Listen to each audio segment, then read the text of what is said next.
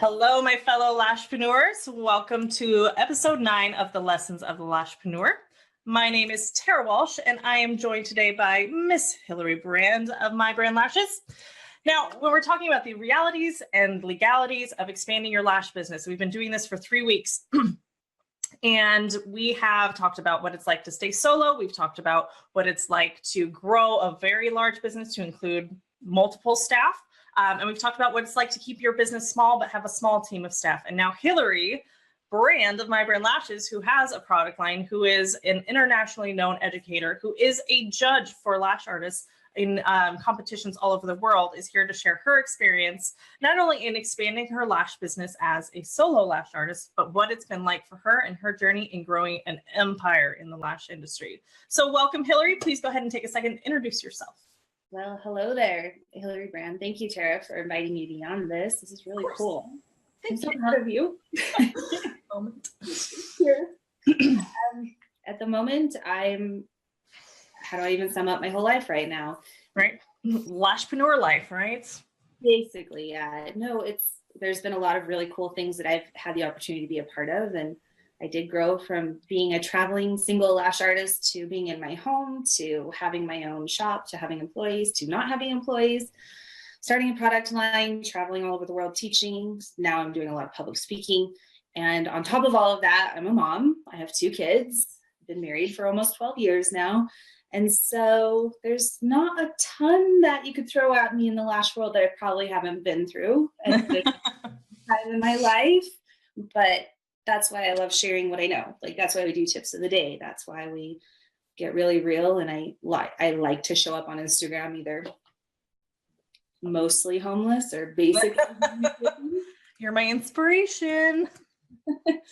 No, I like that you're bringing this whole part of the industry to light, what it looks like from the backside of the lash world. It's not always sparkles and rainbows and unicorns.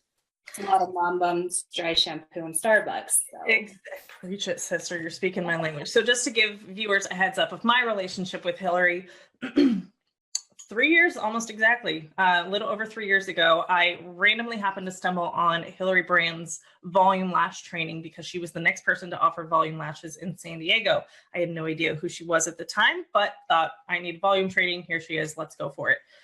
Little did I know the connection that I would have with Hilaree. I was a new mom at that time. I remember the first email I sent you, Hilaree, was, I still am breastfeeding. I have to take a break to pump. Like, what is this situation going to look like? Because I had never been to an official lash training before. So she kind of walked me through that, it was okay. Like, it wasn't that big of a deal. It wasn't that serious. So there was a connection of her and I being moms and lash artists. I was not a business owner at this point. I was still an employee. It was through taking Hilaree's class, and I saw the other women in the training who were all running their own businesses. And I think I was the only employee, where I thought, well, if they can do it, I can do it.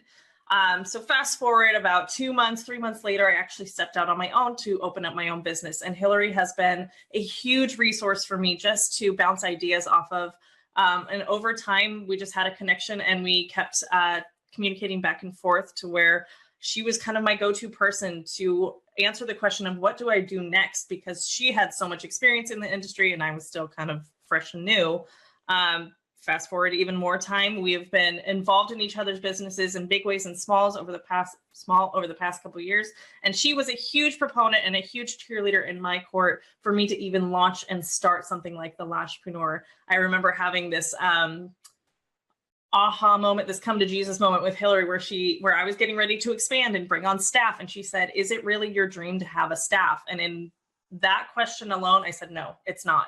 And that's where the Lashpreneur idea was born. So I owe a lot to Hilaree. I'm very grateful for her role in my career and in my life. And I'll be honest with you, without getting too emotional, that I would not be the lash artist and the business owner and the woman and a mom that I am today, because if I didn't have Hilaree's influence in my life. So she is just that incredible of a woman, and most people who have had any sort of engagement with her understand just how empowering she is. So thank you for that, Hilaree. Enough of the love fest. Let's move into applicable tips. So Hilaree, if you'll share with me kind of what your journey was going from a new lash artist, just working out the skill, trying not to stab somebody with a tweezer, into moving into the point where you were ready to expand and bring on staff. Tara, I've never been ready to do anything in my business. Let What? me just start it there. Not ever. My motto right now is just, I've always built the plane while I'm flying it. It's Yes. those opportunities have always been thrown in, and I've never asked for any of them. And so now I've never been scared to take any of those opportunities either. So sometimes getting in on something really early, like eyelash extensions, when I started doing them, there were only 2 companies in Utah doing them. And at the time, they were in Utah. right. Where lash artists are born and bred like bunnies now. There were only 2. We're taking away back. Listen, there's some incredible talent here. and the thing was, is I had a real chance to get into something like that. Now, the education was not great. Right. Because of my willingness to go and make mistakes and try new things. And I did have a background in hairstyling. So I had a fundamental view of what styling should look like. And I brought that into the eyelash world for myself. It was bumpy along that way. Oh, and P.S., the big bulk of where I started doing lashes was when we had our huge recession, bubble pops, everyone's out of jobs and homes. We're heading that way again, unfortunately. But you know what? The beauty industry doesn't die because of that. Really, ladies will save money for lipstick. Even during the Great Depression, there was still lipstick being purchased, and women will do almost anything to feel beautiful because it brings a huge level of the ability to face your life. Even when you don't feel awesome, at least you look awesome. Like that is the thing that women will do. Make it till you make it. Yeah, really, it is. And so a lot of us are wearing a lot of foundation just to get through the day. And you know what? I'm fine with that. The longer the lashes, the better some days. So when did you get to the point where you were excelling on your own solo, that the opportunity of bringing on staff came into play? Yeah, I was booked. I was super, super, super booked. And I had been teaching at Acadia School of Aesthetics for a little while. And I had the chance to meet Erin. Her last name was Wilkes at the time. It's now Taylor, but she works with Borboleta. She's great. And she was one of my students. She caught on to lashes very quickly. And she wasn't my client at that time. And I thought, well, she's definitely licensed and she's had her training, and I trained her like I like to do lashes. So I know the integrity of the work would be safe if I handed one of my clients over to her. So she came to work with me for a little while, and we grew from full books for me spilling over extra to her. And then she got super full. So we hired on 2 more, I want to say 2.5 more, because the third girl was still really early on and very part-time, but we had a staff of 4 going on. But that was also the first lash bar in Utah. There wasn't another one that I could find. So it grew very quickly, but it was like overload, and I didn't want to turn people away. And at that time I wasn't super comfortable raising my prices. So we hired instead. Yeah, right. That seems to be a lot of people's approach. I don't want to have the conversation of raising my price, but I'm willing to take on a lot more responsibility with other staff. So tell you that when you hire on staff, each person, it becomes like a marriage with that person. Like, it's really important that you try to keep them happy and that you try to make sure they're booked. And sometimes you'll even not pay yourself, if you will, if you're really crappy at managing your own business, to make sure the other person at least walks away with a paycheck. And it's one of those relationships that we don't look at that way until we're in it. And when it dissolves or disappears, it can be heartbreaking because you put a lot into those relationships. So be aware that if you choose to have employees, it can lean into something that's more than just a work employee relationship. And to clarify, you were commissioned, so you were doing what, like 50% commission? I was doing 6. They got 60. I got 40. Ooh! Yeah. Lemons don't pay for themselves. So what was that like, having that much from a business owner perspective, doing the commission way with 60% of your business being handed over to your own staff? Yeah. I don't recommend it. There is a level of generosity that I like to have, and because I was committed to these girls being taken care of, it wasn't a good plan. It just wasn't a good plan. So hourly maybe would have been better for me if I'd looked back on it, or the requirement for the other person to bring in as many of their own clients as they could, because we were overloaded, those people that came in automatically got a clientele. So we gave them really incredible money, and they had full books very quickly. So I didn't require a lot of receive from the give that I was giving. Right. So you almost create, and not all cases, but you almost create this entitlement. And I think that's a lot of what those who are willing to work for someone else, thinking that if they're not going to get at least 50%, the problem is when you bring somebody on at 50%, where do you go from there to keep them happy, to feel like you're rewarding them for good work?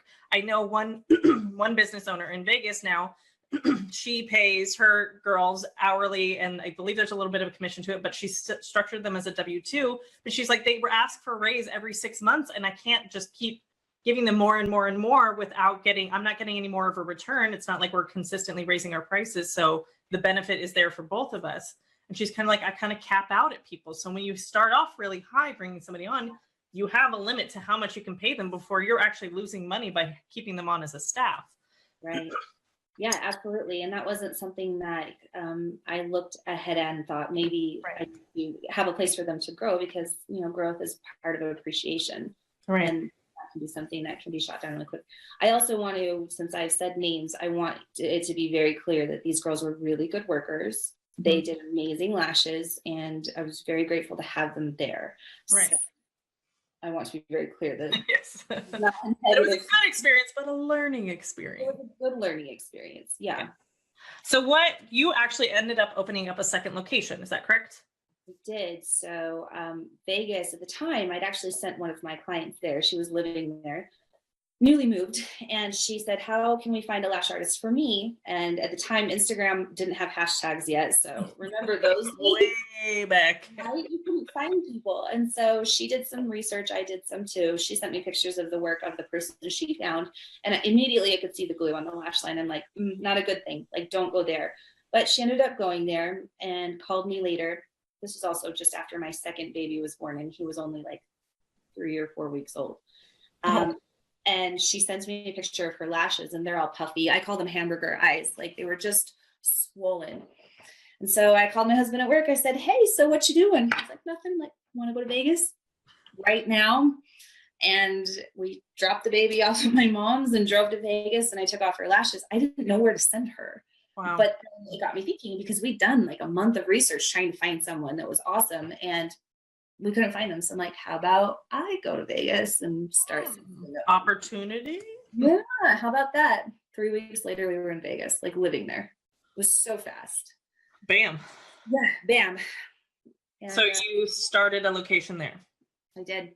So was it just you when you started, or did you go with the intention that you were going to have kind of the same business structure as you did in Utah?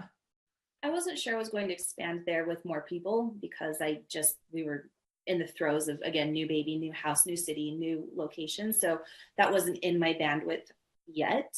And I'm glad I didn't, because when Russian volume came on the scene, I wanted to have some flexibility in my schedule and some relax in my energy, if you will, to be able to go learn that without having to worry if a client was misbehaving, or if a client or an employee didn't show up. And it was just a lot of work. So when did the educator part come into play for you? I'd been educating all along, but when Volume Lashes came out, I actually remember asking Irina Lovchek, I said, I'd love to teach this. What would it take for me to learn this? And I mean, with very limited English, she speaks English much better now, but she said, it's your business, you do what you want. And I was nice though, right? I was like, okay, well, I'll do what I want then. But I did give myself a minute to learn, and then I was already posting pictures on Instagram of what volume looked like at that time. And since I was pretty new, it was still being decided what volume looked like. And people started asking, do you want to train me? And some were past students, and others were new to lash artistry in Vegas. And so I went from 1 or 2 people who at that time were like, oh my gosh, you want to charge how much for a class? And pretty soon having such full sold out classes that there was a waiting list. But I got to develop my teaching skills during that time. And no, I wasn't always a perfect teacher, but I think the thing I can say is that you learn as you teach, which was really impactful for me.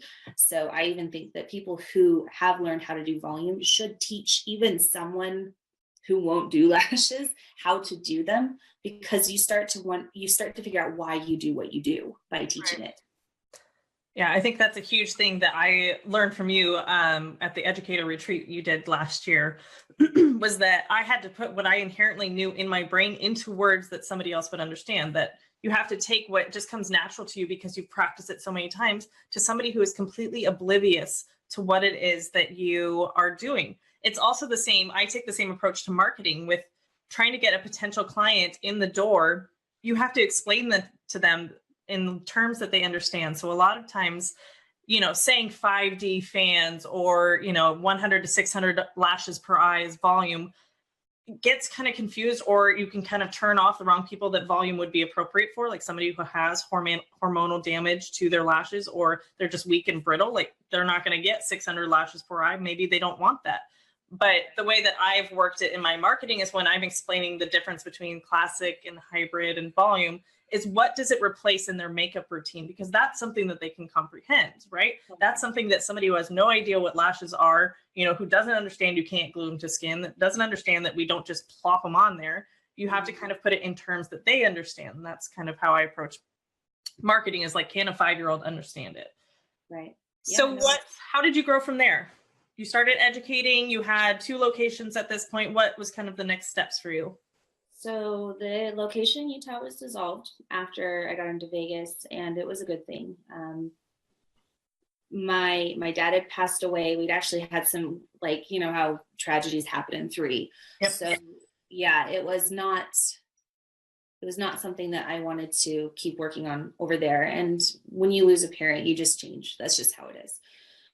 Anyway, having all of my focus in Vegas, also through the grief of my dad dying, I laid in bed one day and just trying to not cry, but I was on Instagram trying to figure it out, because Facebook was interesting to me, but it didn't seem to bring money at that time. Right. But Instagram was cool because you could find people, and I was still figuring out that it could link people together. So it went from education to travel, but I should probably tell you about tyranny. I should tell you about tyranny. We had, while I was learning volume lashes in Arena Lovecheck's class, there was a girl named Tyranny there, and she was another lash artist in Vegas. And maybe some people remember her. Her Instagram tag was Doe-Eyed Lashes, and she was doing lashes actually a lot like the lash wall that you have behind you. They were just so cool and texturized. Like, she made the Kim Kardashian cool before Kim Kardashian did. Like, if you were just looking for that, she did that. And she did capping and stacking and volume. We connected in LA, and then we went home, and I said, hey, can I swap lashes with you and we can practice when we get home?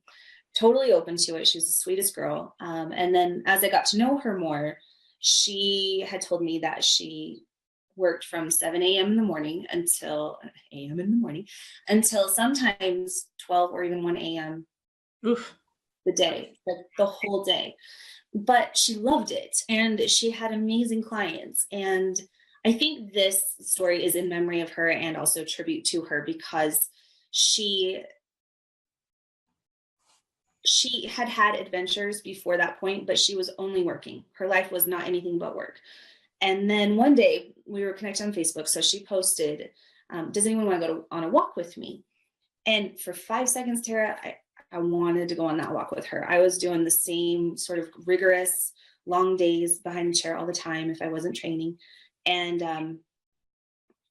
I don't remember why I didn't go, but I didn't. And then a couple of days later, on one of the forums, we heard that she had passed away. And she was 30 and I was 30. And it hit me so hard, because I didn't want to be working to the point where, what if one day I dropped dead and that was the end of my life? Right. And I know that's like super it drops out. But what she did, what her life was to me, plus my interactions with her, was she was very inspiring. She was a hard worker. And the thing was, is I was missing bedtime with my kids and dates with my husband. And honestly, I wasn't taking care of myself very much. All of the weight that I've gained since baby number 2 has been because I sit on my ass day in and day out, either with tweezers or on the computer. Right. And it's something that I haven't prioritized for myself, is my own health. Now, I don't know why she passed away. All I know is that I wanted to take care of myself, and I wanted to go and live the life that I was hearing about from my clients, which meant I went on vacation, right? Which meant I was right. So I went home and told my husband, I don't want to do just clients anymore. And so we really leaned into education. I wrote my own manual. I started getting kits together. I was also approached by Ricky in Denmark, who asked me to come and judge the first Danish eyelash competition. And then I was invited to Sweden to teach the first Swedish volume course. And it seemed like everything just went like that. Right. It was once I was willing to not hold on to my tweezers so hard, my life moved on, but in a really positive way, and still in the same industry that I love. Yeah, for me, so for those who aren't familiar with me, I had a miscarriage in 2012 and rocked my world. Just bad things never happened to me, and all of a sudden bad thing happened to me. And I refused, as I went through my grief and kind of getting through the depression that I went through, that I refused to not let my life be a reflection of the daughter that I lost. So in that was when I decided it's fine for me to take as much risk as I need to. And it meant I left a corporate job to go to beauty school, which was not anything anybody had ever expected from me, but I needed something that was so completely different from my life before. Kaya is her name, before Kaya, that I needed a reflection of I was going to live my life differently, and I was going to put myself out there, not be afraid of risk, because life's too short. And I don't think that everybody has to go through some sort of traumatic thing or loss to get to that point, but it's a lot easier to just throw balls to the wall and caution to the wind when you have those like reminder that we're only here for a short amount of time. And to not be building a business and a life that you love, that you're proud of, that serves you first, not your clients first, but you first. I get that from you, that you empower women to do what's right for them. And that is something that I have taken and done for the small little community that I have. That if we're not building a life that serves us, that fulfills us, then what are we doing it for? We don't have enough time in our lives to, work a career for 30 years that we hate. There's no point in that. I've watched my dad do that. And I, quite frankly, grew up, he loved the money side of it, but I just remember him being so stressed out, and I never wanted that for me or for my kids. So I am driven a lot because I want to have this balance. Now it's harder to walk in that day to day. You and I both know, like, the realities of running a business is challenging, and you get tripped up on day to day life. But ultimately, if we have something that we're proud of, if we're making a positive impact in this world, whether it's through our clients, whether it's through an industry that we're, growing and expanding our influence in, whether it's empowering women in general, like, that is something that I'm okay working with and taking time away from my family, as long as it also in return is being able to give back to my family and the things that are important to me. Absolutely. So thank you for that. No, thank you. And I think I would like to add to that is that there's not really safety and no risk, right? Like, things are still going to happen. So you can take the chance and see where it can grow you. I didn't say take you, I said grow you, and see where that could happen, or you can stay safe. And then what, really? And then what, until it gets And I think you and I are perfect examples of that. What had happened if you and I hadn't taken that risk of putting ourselves out there? For you, the risk was, in a lot of ways, those little My Brand Lash tip of the days that you started off back when, we only had 15-second videos and you had to get it out really quick and stop. But that was you in small ways and in big, taking one step forward and one step forward. And what would the lash world look like? What would your students' lives look like? What would my life look like if you hadn't been bold enough to just take the risk?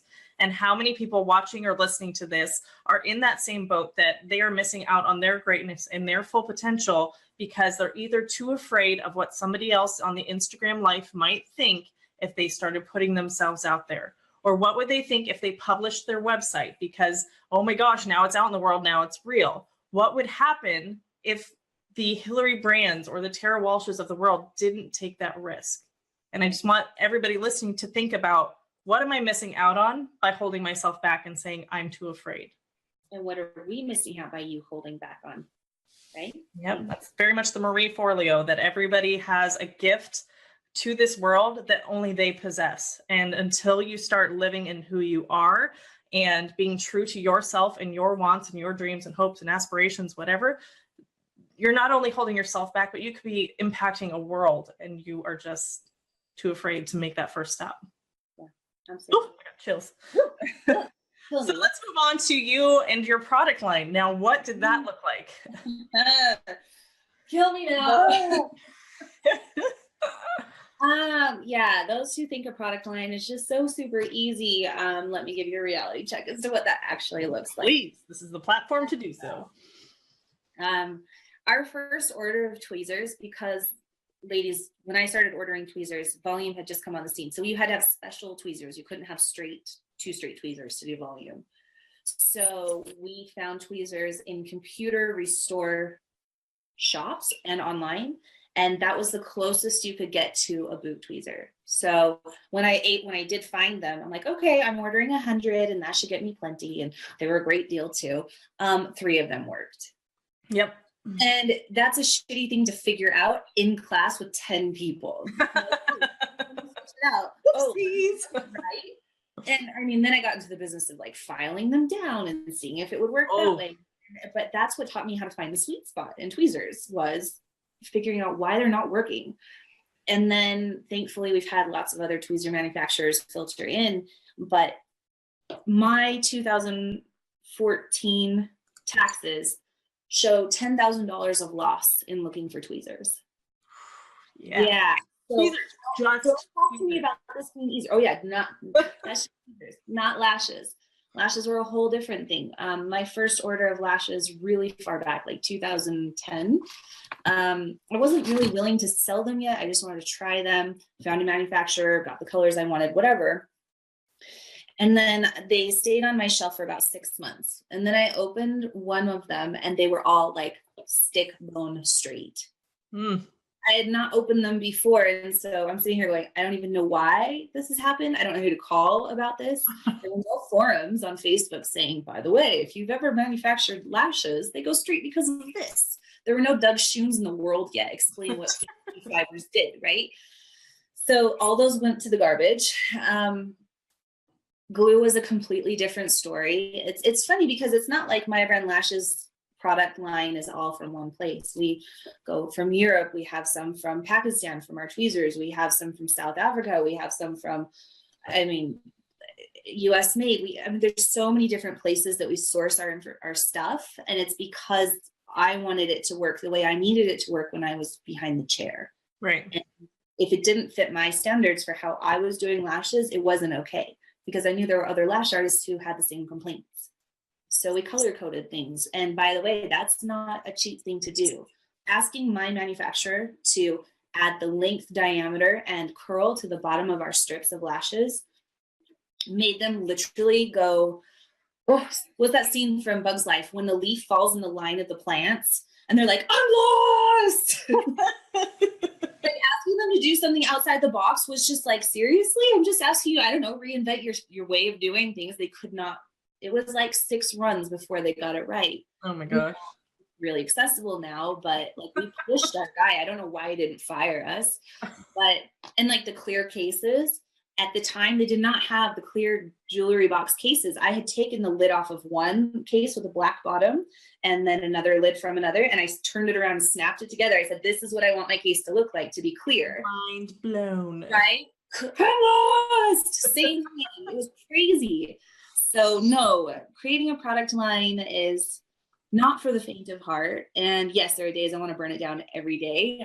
But when you have someone come in like we had at the trade show that was like, I love how organized everything is, or I love that you show me how the tweezers go for, which ones go for my hand type. Right. Or I love that you show us the proper temperature and humidity of the adhesives. Guys, this isn't something I just knew. It was stuff I figured out, and it took a long time to do. And if I can add this, I've had messages where it's like, hey, where do you get your tweezers from? I don't share that information. It's not something I have to share. I share tips and tricks all the time about application and how to be successful as a lash artist, but it's not something you are entitled to have just because someone else did it. Like, there is something to be said about standing behind the integrity of your products and the quality of your products, because you're the one fishing for them and making them meet your standards. So yeah, and I was called selfish for that, and I was like, oh well. Yeah, same thing for Starbucks. Something they put in their soy milk I cannot find anywhere else. And I drink chai with soy, and I cannot drink it with regular milk, and I just can't find soy. But yet they won't sell the soy milk to you. They'll sell you the chai, but not the soy milk. And so it's just kind of that. I'm always reminded of that when you talk about that, because I'm like, I would save thousands and thousands of dollars if they would just sell me the soy milk in bulk, and I wouldn't have to go every day to get this $6 freaking drink. But it's their trade secret, you know? Yeah. All right, my dear. So let's wrap up, because I could talk to you all day long. Hilaree and I will be in Toronto speaking at NALA this weekend. But what is kind of the message you want to leave as far as expanding your lash business, no matter what path that looks like for people who are listening or watching? Yeah, I want to just, don't get stuck on the train that you have to collect every certificate out there, because what I'm noticing right now is that people are loving the idea of being in every class, which I am pro education, absolutely. What I struggle with is, and you'll see this too when we're at NALA, there will be hands-on demos, and you will bump into people who are like, yeah, I want to try your method or pickup, and there's still no progress in the application process. They've been filled with so many contrasting ideas of what application is that they just become collectors of certificates and not implementers of information. And so if that's your true dream, that's fine, but give yourself a solid minute before you take your next class and implement that information and go, does this work for me or doesn't it work for me? And if you're going to go in and be a teacher, make sure that you are not just great at applying lashes, but that you are someone who can explain it to a college grad and I don't know, my dad used to say, can you do it to a Harvard professor? Can you explain it to a Harvard professor? And can you explain it to a hayseed farmer? You know, like different levels of education. So your job is to speak to be understood. And if you cannot do that, if you're not good at that, please don't be a teacher, because then it's a hustle. It's not quality education. And then if you have an idea in the lash world that really you see is going to elevate it, oh my God, go for it. Please, we're all begging for you to do that, because this is no longer an industry that's closed doors and that there's no information out there. If anything, we're all begging for the newest, latest, and greatest thing, idea, concept that you could possibly provide for us, and don't hold back on that. So that's yeah, I remember when I was like, should I do the Lashpreneur? And you were so supportive of it. And I remember you saying, I want you to be one of those people that walks the walk and not just talks the talk, because you've come across so many people who had a great idea, but never put it into play or never went big with it. Even though the lash industry, there's a market for everybody. There's a market for business coaches. There's a market. I mean, who cares how many people there are? There's educators on every corner, yet there are people in the world who have new ways of doing things. And I think it was true. Like when you are a teacher, you come up with new ways of doing things because you have to explain it. And maybe through your process of trying to figure out what it is that you realize you've been doing things differently than you were ever trained, because you figured it out on your own. And that's worth selling or sharing with, the lash community. All right, Hilaree, one last little call to action. Where can people follow you? Where can they learn more about products or trainings? Yeah, so you can find us on My Brand Lashes for Instagram. We also have a distributor in Canada now, so you can see tips and tricks from My Brand Lashes Canada on Instagram. We do have trainings on our website that you can log into, and you'll see me just speaking all over the place. And so follow our highlights and under events specifically. And if you ever want me to come out and teach a private training to you guys, or even group train your salon or whatever, if you just need a solid, motivational, honest conversation, I am good for kicking the ass. So yeah. He is. Thank God for that. Well, thank you everybody for joining us today. Catch us Wednesdays at 1 p.m. Los Angeles time on facebook.com/The Lashpreneur for Lessons of the Lashpreneur live show.